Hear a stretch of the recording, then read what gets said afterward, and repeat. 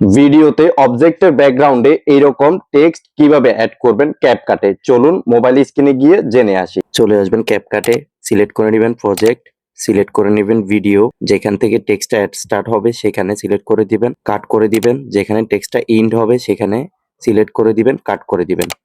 দেন মাঝখানের যেই ক্লিপটা আছে এটাকে সিলেক্ট করে এটাকে ডুপ্লিকেট করে দিবেন, ডুপ্লিকেট করে এটাকে ওভারলে করে দিবেন, ওভারলে করে এটাকে মাঝখানে প্রথমে ক্লিপটার সাথে যুক্ত করে দিবেন, টেক্সটটা অ্যাড করে দিবেন, অ্যাড করে টেক্সটটাকে আপনার মতো সাজিয়ে নেবেন, কালার দিয়ে দিবেন এবং টেক্সটটাকে ক্লিপটার বরাবর করে দিবেন।